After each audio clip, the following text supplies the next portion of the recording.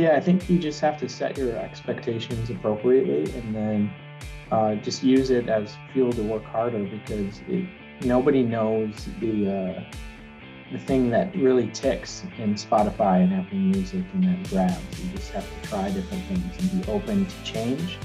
Today's guest is Riley Hupfer. He is the guitarist for the band Last Night Saved My Life, who will be playing in the Leopard Lounge of the Temple Theater in Saginaw, Michigan on November 24th. In our discussion today, Riley describes the origins of the group and the way they have evolved as they have become better musicians and started to have a leisure activity become oriented toward a career. Well, Riley, thank you so much for being with us today. I know everybody at the Temple Theater is very excited about the show that Last Night Saved My Life is going to be performing. And I wanted to jump on the podcast here and just talk a little bit more about the process of being in a band and writing songs and creativity and how that works in a musical sense. And what that looks like for you as an individual and how it works as a band. So with that in mind, tell me a little bit about just the formation, a little bit of the origin of Last Night Saved My Life. Yeah, thanks, man. It's good to see you. So we're a funny case of a band that formed sort of how social media developed because of how social media developed. So we met in high school, and the only band change that we've had is a different drummer. So our old drummer Aaron left the band in it might have been 2013, 14. I can't remember the exact year. And then Eric is now been our longtime drummer. So other than that, we're all original members. But Justin and I, Justin's the other guitarist, went to high school together at Freeland. And we found Aaron at high school in the lunch line. I just thought he looked like a kid who played music. And so I asked him, and he said, I play drums. And then the next day after school, we went over to his house and we jammed kind of garage style. And then Ryan, we found through Hopevale Church. Aaron saw him playing the bass and I think the bongos at like a youth group event. And so we're like, all right, there he is. There's our bass player. He had straightened hair at the time. That was the look. And then Wilson, Justin had played soccer with him. And so we discovered his MySpace page where he had his music up and he had recorded his own music. We look back on that now and we're even Wilson says, oh man, that stuff sucked, but it was like 10 years ago. So we formed a talent show. Yeah, for our younger listeners, we're gonna have to put a note in here about what MySpace is. Yeah, when you could have your top songs and you would select your top friends. Yeah, it was a whole different social media world. As you all were coming together, tell me a little bit about just the purpose for forming a band versus sort of going solo. Like, was there a camaraderie in that? Did you have high hopes of career aspirations, or was this just sort of strictly a social kind of thing? Did you start with a lot of purpose, or has that purpose formed a little bit more as you've gone on? It's a really good question. Actually, I don't think we've ever been asked that, so I love this one. I think it formed early on. It was like, oh, it's cool to be in a band. We just want to play music. We suck at writing songs, but we'll try it out and learn. And we played our talent show at our high school and covered Fall Out Boy. And then at that point, I think the only songwriter in the band at the time was Wilson. And he just kept coming back to practice until he was like, oh, I guess I'm in the band. And then found some purpose through it, and over the years, we've become a really tight group of friends. And so, I think now we're at the point where there's career aspirations, everything in due time. And if it shows that it's worthwhile, but it's also just a good excuse to come together as a group of 5 best friends. That's interesting to think about. Sort of that part of things where you're doing something for leisure, and that leisure becomes a little bit more serious, where as your lives change, and the degree of seriousness has to change. Yeah, I think so. I think we've gotten to the point now where when we play gigs, obviously, like we're bringing in revenue. We have people who will travel to see us, a really strong following online, especially on Twitter and Instagram in those areas. And so now it's at the point where I think we have to take it a little more serious because people really care about it, outside of just what used to be our friends and our family. So it's cool. Even if it stays a hobby or a side job, I think we all love it enough and we get to spend time together. Yeah. You had mentioned that most of the songwriting initially was done by Wilson. Has that continued, or tell me a little more about the way that a song develops, or who develops that, and how that process works? Yeah. Yeah. So we kind of, what we used to do back in the days, we'd get all five of us together in a room with our instruments and our amps cranked up to seven to 10, too loud. And we'd try to play together and play parts, and we'd try to write songs like that. And by like 2017, we figured out that that didn't work. And so we started actually doing demos, and a lot of the songwriting happens between myself, Wilson, and then Justin when he can be in town. He's living in Jersey right now. And then we do have a good friend named Mike, and his nickname's Crush, and he often joins us to songwrite. So we get in a room and we build it kind of part by part. And so we might have a melody or a chorus or a guitar rhythm that we really love, and then we build that and we put that into software and build a demo out and take that into the studio with us. How much you mentioned the studio? How much of the writing do you do sort of before you ended up in the studio, and how much was done sort of as you listened? Because once you're in the studio, then that's dollars and cents going in there. So what kind of level of preparation do you do before you work on sort of a final product? Yeah, so it depends on the session. We go to a studio called Always Be Genius Studio in Crown Point, Indiana, and we've worked with Seth for 4 years now, and we love working with him. And we occasionally bring in Derek Discanio. He's from a band called State Champs, and he produces. So we've written one song fully in the studio with Derek and Seth, but a majority of the time, what we do is we make demos, and for Cherry, I think we probably had, for 11 songs, we had more than 20 to 25 demos. And so those are fully fleshed out songs, and we have the parts in there, and then we take them in and we pick and choose. And so a lot of the studio time is spent tweaking. So maybe we don't love the melody for this chorus and we change that in the studio, or the chord progression needs to change a little bit. But we can do that there pretty efficiently. But to write a song in the studio for our timeline is kind of tough. And so we try to be prepared ahead of time and record a lot of those demos so that we at least have a framework for what we're doing. Yeah. Changing gears just a little bit, as a group, you've been together 10 years, and you've mentioned that social media aspect and how that has sort of influenced your ability to gain a following and fans and promote shows and things of that sort.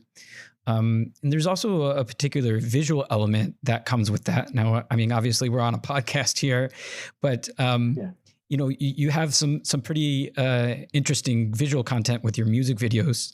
And it seems like the music video these days is almost as critical as maybe the songwriting or the song itself.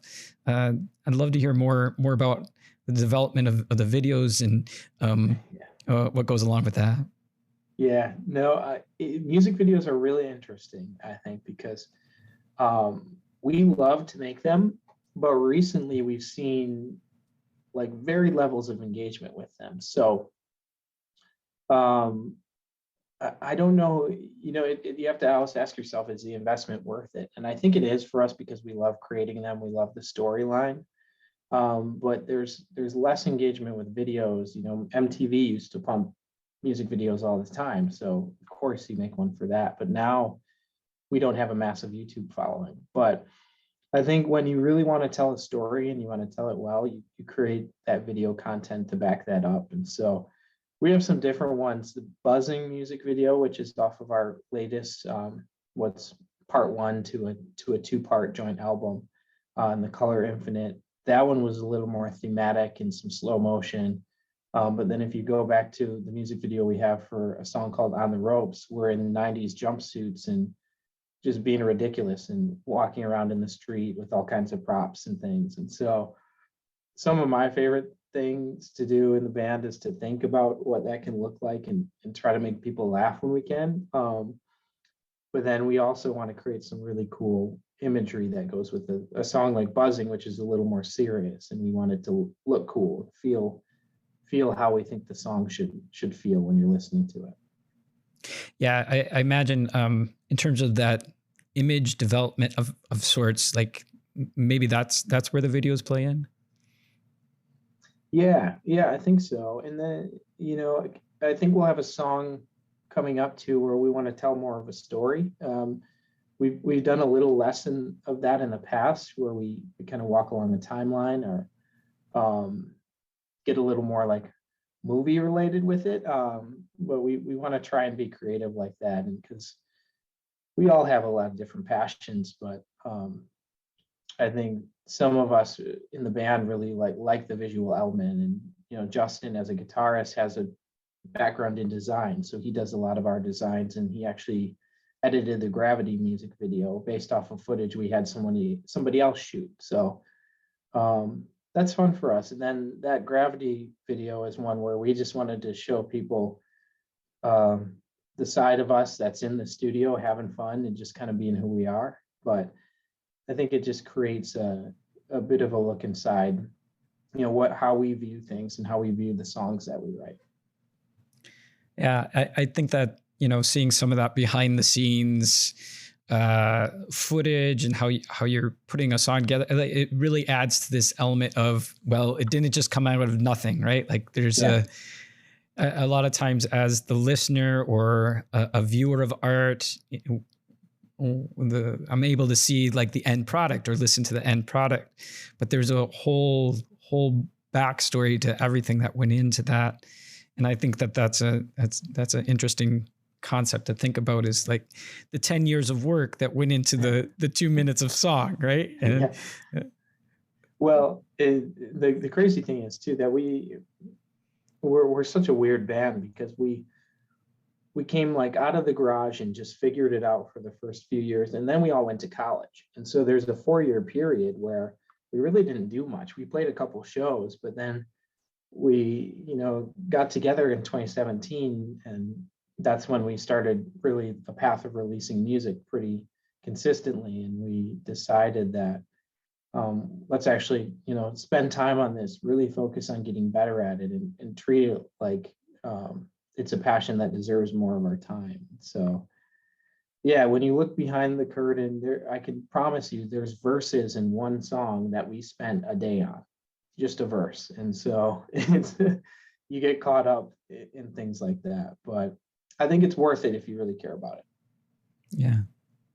Can you describe maybe a time of frustration or real challenge, either personally as a band member or as a band collectively, that you've had to overcome, and maybe a little bit about the way that you've been able to do that? Yeah, that's a really good question. So, and I'll even point to recently, I think the digital world of music now has changed a lot of things. And we didn't really come up in the CD era. We did and we didn't. We weren't selling CDs to a larger audience when we first started. We were selling them to local kids and our friends. So we weren't dependent on that.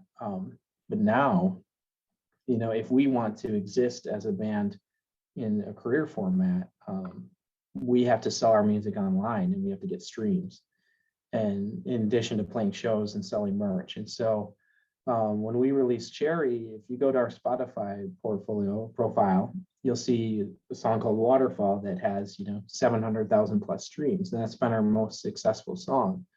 from both a outreach and then financially. And so when we had a couple other songs that got playlisted, not quite to that level, but right during that album cycle and then after. And so I wouldn't say we got used to getting playlisted, but we maybe expected to at least have an opportunity for it. And so when we released this last 7 songs, we didn't get the same playlisting that we got in the past. And so from a stream count, they aren't doing as well. But on our end, we feel like we wrote better songs, we spent more time, and put more effort into it, even put more effort into the marketing approaches. And so when you don't necessarily get exactly what you're expecting, you have to rethink it. And so when you look at the stream numbers, all of that being organic,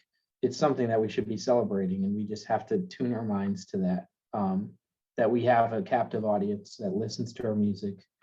Even if we don't get playlisted, it's still a success for us. And so you just have to kind of run with the punches and then think of the approach for the next batch of songs and how you want to get it out there, and push the marketing so that maybe it gets on a playlist or two. I think it's interesting. There's a little bit of a theme that has developed in this podcast, talking to artists of various levels. And, what I hear you talking about here is a little bit of that tension that I've heard from other artists in terms of wanting to create something that you're very, very proud of, but also sort of this audience factor that plays into the metrics of success, right? Like, so, Yep. You're going to keep writing songs that are meaningful to you, but to make it a career, how do you craft what you make so that others come on board, and what's the ratio of that or what's that formula look like, and how does it maybe change as you try and pursue something as a career, and measure that success? Yeah, I think during this first set of songs, we had set some streaming goals that we haven't necessarily met, but then you have to step back and think about it. I mean, we're in a very different place than we were 3-4 years ago when we played to our friends and our family, and you have to celebrate that there's people, we have people in England who message us every day almost, or people around the world who care about it. And that to me is such a win. So you can't get hung up on a number on a song on one platform. And so I think for us, that just involves revisiting why we're doing it. And even if we didn't meet that goal, okay, what's the next one? And do we still have a chance to get there? And we do. So I think you just have to set your expectations appropriately, and then just use it as fuel to work harder, because nobody knows the thing that really ticks in Spotify and Apple Music and that grabs. You just have to try different things and be open to change, and maybe meeting different audiences if we need to release songs that are slightly different in style, maybe here and there. So I think we're open, and we still appreciate what we have. That's the important thing. Well, Riley, thank you so much for coming on and spend some time. We look forward to hearing your music and watching the band develop, and see where you go from here. Thank you. Appreciate it, and excited to rock out at the Leopard Lounge tomorrow night in the Temple Theater. Thank you for listening to the Saginaw Art Museum podcast. You can stay connected with the museum through our website and social media channels. We invite you to become a subscriber of this podcast or become a monthly contributor to the show to help us carry out our mission of providing art for all.